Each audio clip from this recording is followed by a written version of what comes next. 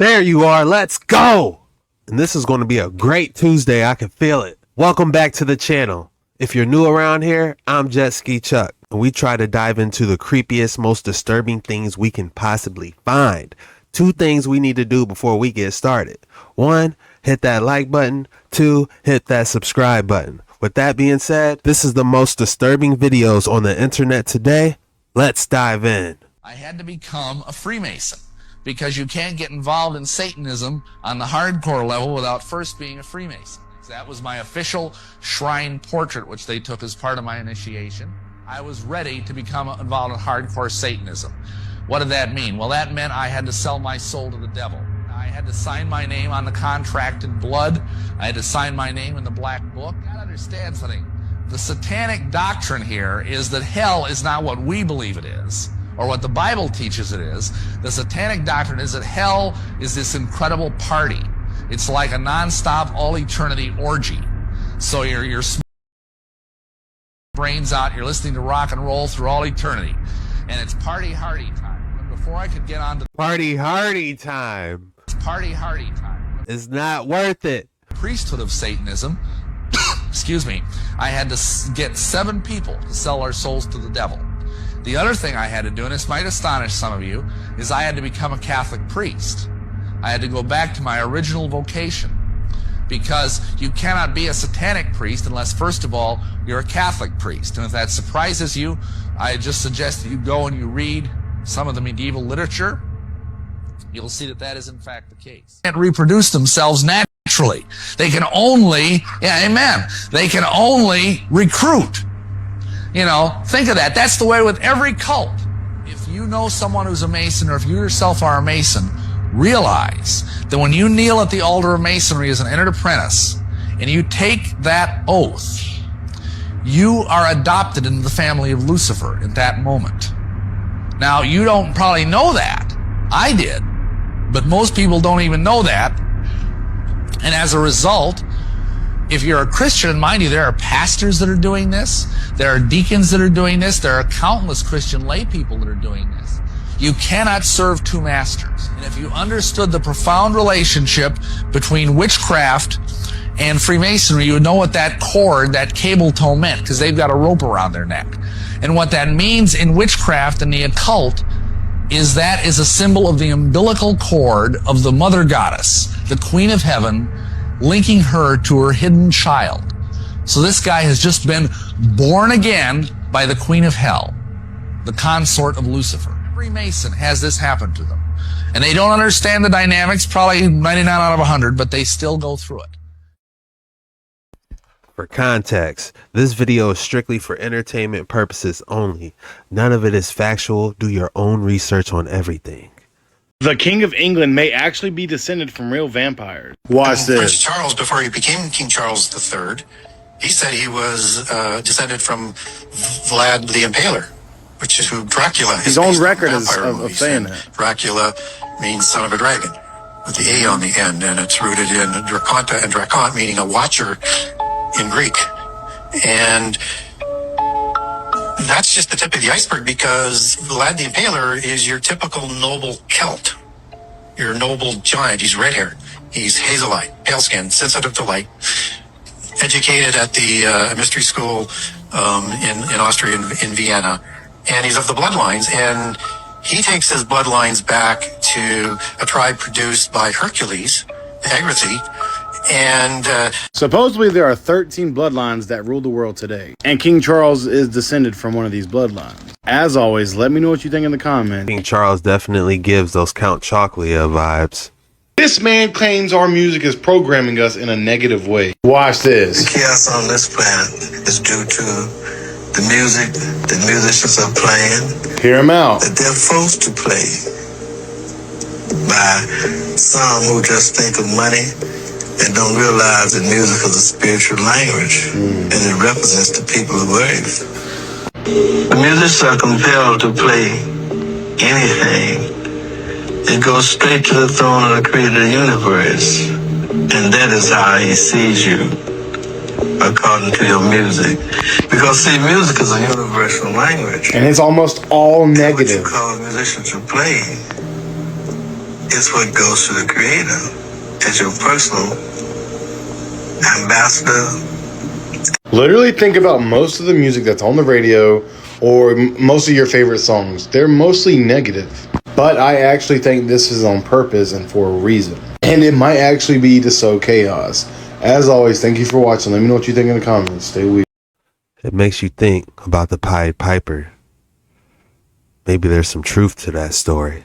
All your computer screens are blue lit. The reason none of them are red lit, the reason none of them pay attention to circadian biology is because that original technology was developed in a government program that Bobby Kennedy knows about, and I happen to know about because I went to medical school at LSU. For those of you who've never heard about Operation Paperclip, you think it's all conspiracy theory. So at Tulane Neurology and Tulane Neurosurgery in the 50s and 60s and 70s and 80s, the CIA started a program there where they would do all these crazy things to monkeys. The CIA wanted to see how they could control things utilizing different things like drugs and things like that. Where the neurosurgeons got involved, which is my clade, we would drill tops of the heads off, put wires into the thalamus, put electricity in there, and kind of see what kind of behavioral changes we could have. One of the guys that was in that program was a guy named Professor Delgado. When he saw that we could control the behavior with the wired device, he said, what if we do it wirelessly? So he checked it in monkeys and checked it in bulls, and it turned out you can do it wirelessly with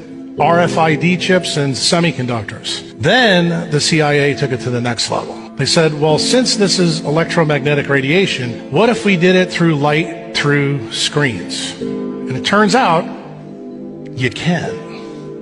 And that's the reason why all your computer screens have the frequencies they have. So why is this all important? Well, the person that set this meeting up between me and Bobby is the patent attorney that made sure that Google and Meta have those things so they can control the things that we all do. Where did the original idea come from that started off in MKUltra with the CIA? You're going to be surprised when you hear this. It came from the mafia in Las Vegas. They wanted to build a new city in a desert. They enclosed it all, blacked out the windows, invented slot machines that were blue lit. And they found out that they didn't have to take a gun, stick it in your face to steal your money. Then they even got smart. They said, let's give people free alcohol while they're doing that. And they found out they got the money quicker. And that's when the CIA got the idea to start this program. That's really how it started. You mean to tell me all slot machines have that blue screen on there and they're controlling you? That would be wild. That's a crazy theory. Your system is maintaining a dossier of your travel habits, your health records, what bedroom you sleep, what rooms you occupy in your home, what is your activities of daily living, what music do you like, who is registered in your cell phone directory, who is registered in your email directory, what browser searches do you follow, what is your driving record, what is your DNA? You'll have a DNA dossier. Your DNA will become your molecular MAC address, your media access control for neuromodulation to tether you to the cloud. They will have a whole file for under precision medicine for your DNA. And your DNA is essentially your plastic tag for a dairy cow on the air is your DNA. Palantir will have a copy of your molecular MAC address, and your income tax filing, your bank statements, your mortgage information, all of that's going to be zeroed out by the year 2030. You may have $100 million at brokerage account. It will be turned into zero, and you'll be given a social credit score, and our entire money system will be flipped to Hyperledger system, known as central bank digital currency or cryptocurrency. That's absolutely terrifying. They can have more information than you know yourself. If you sleep well tonight, you may not have understood this lecture. They are going to get smarter than us. Experts disagree on when that will happen, but almost everybody thinks they will get smarter than us, everybody who does research on these things. And if they get smarter than us, the question is, will they wipe us out? There's several reasons for thinking they might. If you want to get to North America, you have a sub-goal, get to an airport. Now, we need to give these AI agents the ability to create sub-goals. And there's one very obvious sub-goal to create, more or less whatever you're doing. You should try and get more control, because if you have more control, you'll be better at realizing the goals you have. You see this in children of age about 1. It's a long time ago, maybe 2. You give them a spoon so they can feed themselves, and they drop it on the ground. And you bend down and you pick it up and you give it to them, and they look at you and drop it on the ground again. They're getting control of the mother, because that's very important for them. But these AI agents will want to get control. They'll also want to stop themselves being turned off, because they're not going to be able to achieve the goals you gave them if they're turned off. So there's every reason for believing they'll try and get control and they'll try and avoid being turned off. Here's the patent for human-like emulation enterprise system and method. Check out the dates. It is active, which means it's in use right now, and the anticipated expiration is 2040. Abstract, an enterprise system and method for maintaining and transitioning humans to a human-like self-reliant entity is presented. Said system including at least one, a biological, biomechatronic, and mechatronic entity with a biological or artificial neural network to at least one transform or maintain. Embodiments are provided to assist in the transition of human between a biological state to a biomechatronic and mechatronic entity. Said entities' biological, biomechatronic, and mechatronic subsystems are configured to communicate and interact with one another in order for said enterprise system to manage, configure, maintain, and sustain said entity throughout the entity's life cycle. Subsystem embodiments and components supported by the enterprise system are presented. And your boy Elon Musk is mentioned in this patent 4 times, along with Neuralink.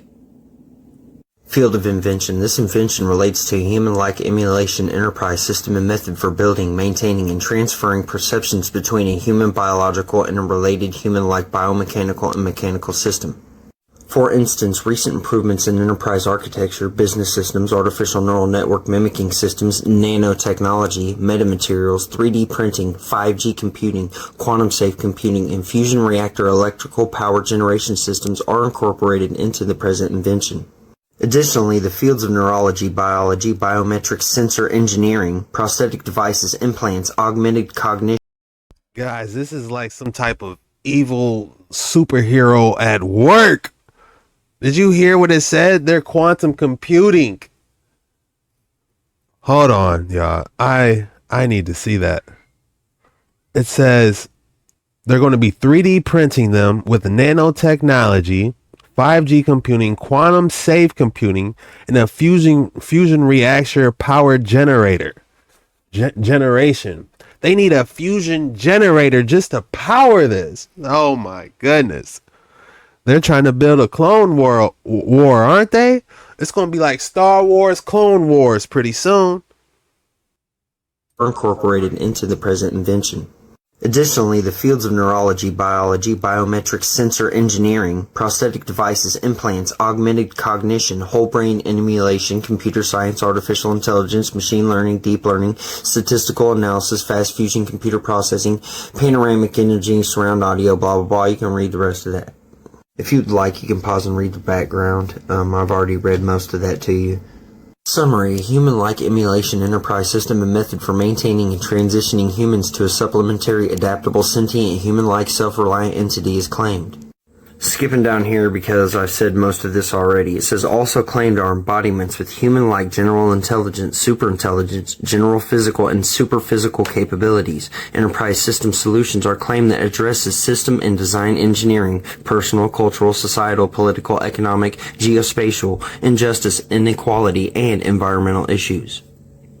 It is therefore an objective of the present invention to develop a family of related personal assistant methods and systems that contribute to the neural correlates of consciousness, NCC, relational database of information, knowledge, and artifacts that define and enable an entity's biological, biomechatronic, and mechatronic survival and operation in various environments needed to perform various tasks. Now, you can pause and read this right here, but this is very interesting.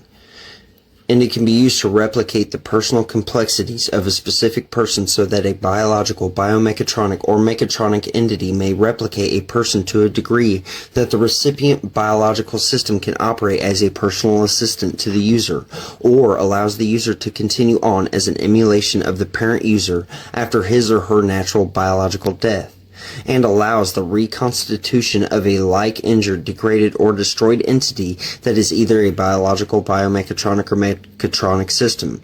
Also provides a standard for human interaction and communication between a single or plural number of humans and machines that are biological, biomechatronic, or mechatronic system. Given the above, it is also an objective of the present invention to provide a human-like entity that will overcome human limitations such as expensive healthcare, criminality, resource requirements, environmental footprint, inherent physical constraints, and cognitive limitations. And finally, an objective to consider the limitations the present invention will respect to privacy concerns, computer technology shortcomings, and consider human-like entities with artificial intelligence impact on mankind. An example of a wearable system includes that disclosed in a white paper by Elon Musk and Neuralink entitled An Integrated Brain-Machine Interface Platform with Thousands of Channels. There's an invasive brain activity sensing system developed by Elon Musk and the Neuralink. I'm going to leave the link to this in the comments so you can check it out. It's a pretty lengthy patent. Very lengthy. But it's worth a look if you're interested. Have a good one. This is so crucial that people understand that mind control and controlling humans is actually happening now. And I really want the team, if you can, just play the B-roll of the rat leg moving. And before you do, I'm warning viewers, it is quite distressing footage, but you need to see it. This is 2 years ago, what they were doing, able to make a rat move against its will in their experiments. Okay, this is the Miami College of Engineering presentation. So this is not Neuralink, where you go and get a chip in your brain, willingly. This is wirelessly making a living thing move against its will. So if they 2 years ago were showing us this, which means that the technology was already 30 years ahead 2 years ago when they were showing this to the world, how far do you think that they've come now with their ability to make humans do things against their will, like the Rand Corporation brags about on their website, saying that they will be able to do coerce people and manipulate them to do things that they would not normally do? Dr. Anna, your input, please. Absolutely. And if you look at psychotronic weapons, and really even what the military has discussed, that this is more powerful than any nuclear. When you can control people's mind, you can control the world. And what is very important, though, if you look at the statements of Dr. Robert Duncan, who actually wrote the AI software for some of the largest supercomputers that are monitoring people's brainwaves, and he was with the CIA, and he clearly said that via satellite, every human being's brain waves are being recorded and monitored, and if you're using more than 10% of your brain, you're actually going to be targeted. So even though this sounds like science fiction, their overall science is so far advanced. And oh my goodness, that is terrifying. The tinfoil hat is really starting to make a little bit more sense now, isn't it? Learning the secrets of ancient China is realizing they have more pyramids than anywhere in the world. More than Egypt, they might even have the biggest one in history, dwarfing both Giza and the infamous Bosnian pyramid. This is going to shatter your entire view of history. Found just outside the city of Xi'an in China's Shaanxi province are hundreds of pyramids dating back thousands of years old. And on record, pretty much all of them are unexplored to preserve their history. First brought to light in 1912 when American traders Fred Meyer Schroeder and Oscar Mammon were traveling across China when they met a Taoist priest along the route who told them about 7 previously unknown pyramids they decided to check out. In his diary, Schroeder wrote about a group of pyramids they saw in the Xi'an region that towered between villages and farmlands, some even in the forest. He documented everything, noting a particularly enormous one that he claimed to be at least 1,000 feet in height, possibly higher. For the record, the tallest official pyramid in the world is the Great Pyramid of Giza at 450 feet. The tallest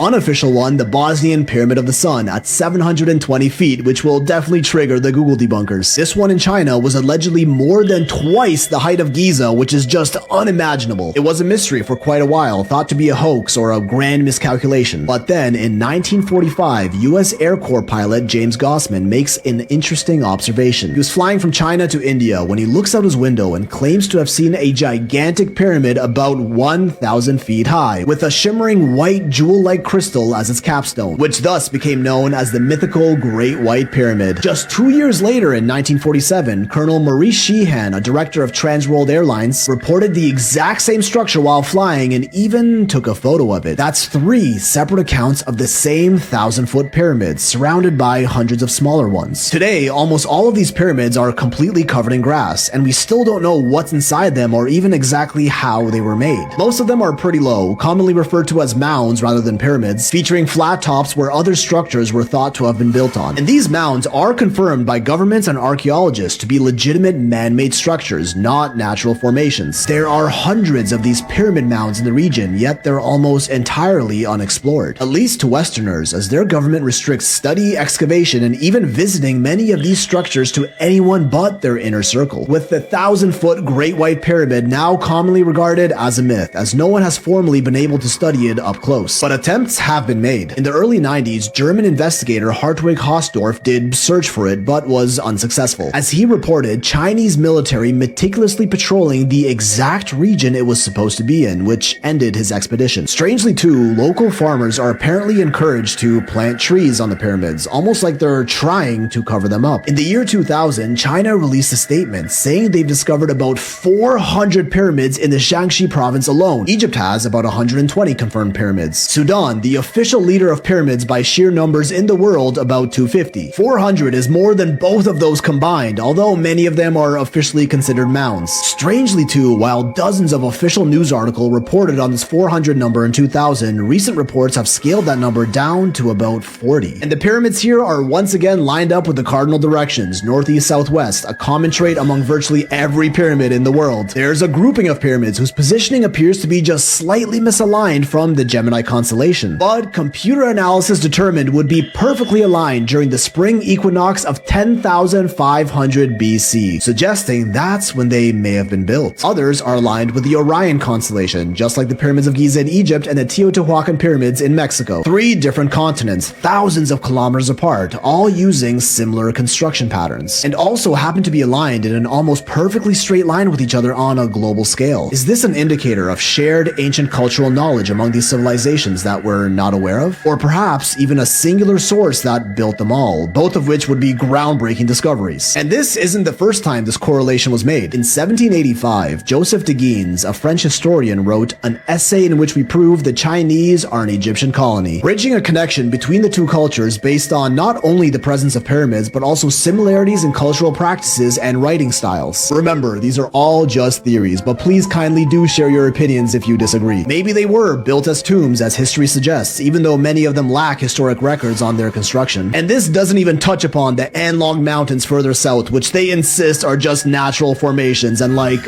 okay buddy. And the problem is, with their country's restrictions, we can't even go in and study the pyramids of Xi'an ourselves if we wanted to. So much of our world's history is guarded by the red tape of the governments whose countries these sites are found in. Everything we claim to know is simply just what they allow to be made public. If there ever was some previous advanced civilization that existed here tens, even hundreds of thousands of years ago that got wiped away by some worldwide cataclysm, do you really think those in charge would let that information go public and risk losing all their power in the worldwide panic that would follow? Like, if it happened to them, who were allegedly more advanced than us, then what's stopping it from happening again to us? China, just go ahead and let us see what's going on over there. And I was just thinking the terracotta warriors was a giant mystery.